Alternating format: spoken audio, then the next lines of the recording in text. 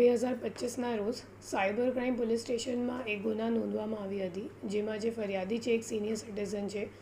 અને એમની જિંદગીની જે આખી કમાઈ હતી, જે જમા પૂંજી હતી, એ બધા એમને એક ઇન્વેસ્ટમેન્ટ ફ્રોડમાં નાખીને એમની સાથે એક છેતરપિંડી કરવામાં આવ્યો હતો. જે કુલ ફ્રોડની રકમ છે 29 લાખ છે અને એમાં જે ફરિયાદી છે એમને સામેથી કોલ આવ્યો હતો ગયા વર્ષની 10મા મહિનામાં, ઓક્ટોબર 2024માં, અને એમને એમ કહેવામાં આવ્યું કે અમે લોકો હાઇફેન કંપનીથી વાત કરી રહ્યા છીએ અને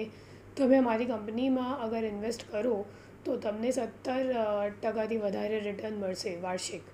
તો એટલા માટે પછી પહેલાં તો જે ફરિયાદી છે એમને 3 લાખ રૂપિયા જ ઇન્વેસ્ટ કર્યું હતું. પછી 3 લાખમાં એમને જ્યારે એમ લાગ્યું કે હા ખરેખર આ સાચું છે, કેમ કે હાઇફેનનું એક પોર્ટલ પણ હતું અને એ લોકો લોગિન અને પાસવર્ડ જાતે રાખતા હતા, પણ પછી ફરિયાદીને એમ બતાવતા હતા કે જો તમારા પોર્ટલ પર આટલું તમને રોકાણ દેખાય છે અને તમારું રિટર્ન આટલી વધી ગઈ છે. પછી ફરિયાદી ફક્ત ટેસ્ટ કરવા માટે કે ખરેખર સાચું છે કે કેમ, એટલા માટે વિડ્રોનું ઓપ્શન હતું,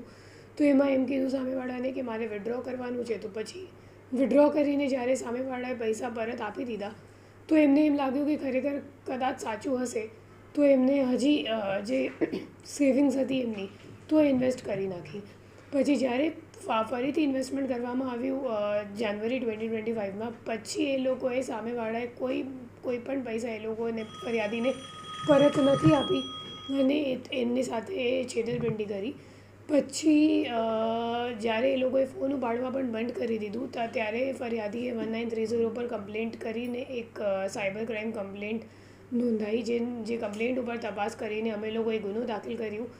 અને જે હાઇફેન કંપનીનો જે પોર્ટલ હતો એમના મારફતે અમે લોકોએ ટેકનિકલ વર્કઆઉટ કરી